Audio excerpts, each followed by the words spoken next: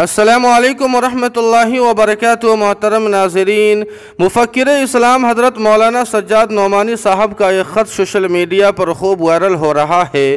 آپ کو بتلا دیں کہ آل انڈیا مسلم پرسنل لا بورڈ نے شعبہ خواتین کو تحلیل کر دیا، جس کی اطلاع ڈاکٹر اسما زہرا نے مولانا سجاد نعمانی صاحب کو دی، تو مولانا نعمانی صاحب نے ڈاکٹر اسما زہرا کے نام خط میں کیا لکھا ہے، ہم مکمل خط آپ کی خدمت میں پیش کر رہے ہیں۔ بسمہ سبحانہ و تعالی۔ محترمہ ڈاکٹر اسما زہرا صاحبہ سلام مسنون، مسلم پرسنل لا بورڈ کی مجلس عاملہ کے ارکان کے نام آپ کا مکتوب جو کل ہی بذریعہ واٹس ایپ موصول ہوا، نظر سے گزرا، پڑھ کر افسوس تو بہت ہوا، تاہم تعجب بالکل نہیں ہوا۔ عوام کی اصلاح کرنے والے ہم خواص کی جو حالت ہے وہ کسی صاحب شعور سے مخفی نہیں ہے۔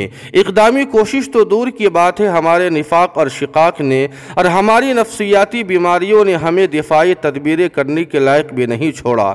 احساس کمتری، حسد اور ذاتی اغراض و مفادات نے ہر اجتماعی کام کو اندر سے کھوکھلا کر دیا ہے۔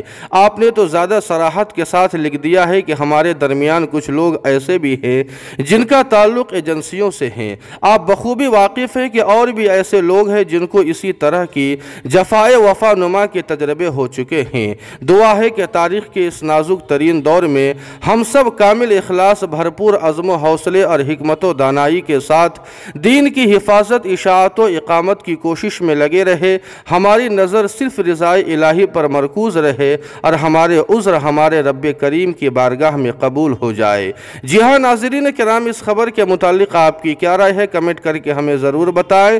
ویڈیو کو لائک اور شیئر کر دیں اور قاسمی جی کے کو سبسکرائب کرنا نہ بھولیں۔ والسلام علیکم ورحمۃ اللہ۔